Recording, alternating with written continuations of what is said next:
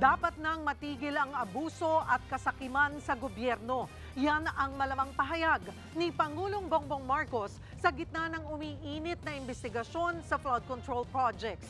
Pero si VP Sara, pinuna ang anyay kapalpakan ng Pangulo. Nasa frontline ng balitang yan, si Maricel Halili.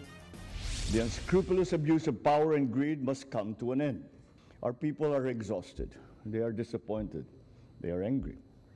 And as I have said before, their rage is valid. Pagod na pagod at galit na raw ang mga Pilipino sa gobyerno dahil sa kapalpakan at hindi natutupad na pangako.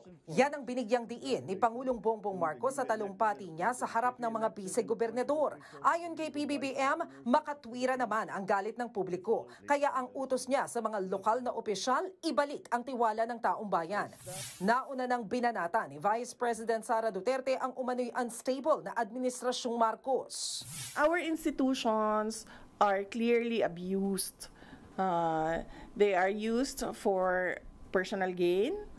Sa isang pahayag, kinwestiyon ni VP Sara ang aniyay paulit-ulit na kapalpakan ni Pangulong Marcos. Kasama riyan ang pagpili ng Pangulo kay Congressman Martin Romualdez bilang House Speaker na nakatanggap umano ng suhol sa isang kasino. Tuloy din daw ang flawed judgment ni PBBM nang magpalit ng liderato sa Kamara at Senado. Pero kontrolado pa rin daw niya ang investigasyon sa flood control projects. Babala pa ng bise, darating ang araw na tatawid sa Malacanang ang issue sa korupsyon.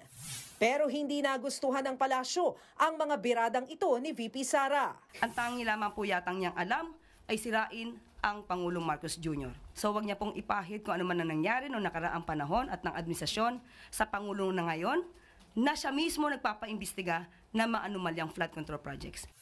Hindi na rin nakapagpigil ang palasyo sa pagkukomento sa girian ni Romualdez at dating Senate President Chis Escudero. Giit ng palasyo, mananatiling inosente ang mga dinadawit sa isyong ito hanggat walang nahahatulang guilty batay sa mga ebidensya. Hindi po kasi nadadaan sa magandang talumpati, hindi nadadaan sa pagtuturo ang pagpapanagot sa mga nasabing umabuso ng pondo, kundi sa pamamagitan ng sapat na ebidensya. Sa privileged speech kahapon ni Escudero, itinuturo niyang mastermind si Romualdez sa mga akusasyon laban sa kanya at sa Senado kaugnay ng flood control projects. Sarsuela lang daw yan ni dating House Speaker. Ang talumpati na yan ni Escudero, pinanood ng personal ni VP Sara. Tila nag-cheer pa ang bise matapos magsalita si Escudero. Kinamayan din si Senador Chis ng mga kapwa-senador, kabilang si Senate President Pro Tempore Ping Lacson. Pero parang may pinatamaan si Lacson sa isang post. May kasabihan daw na the loudest one in the room is the weakest. Wala siyang binanggit na pangalan, pero mas mainam daw na hindi na lang pansinin ang taong ito. Nagbabalita mula sa Frontline, Maricel Halili, News 5.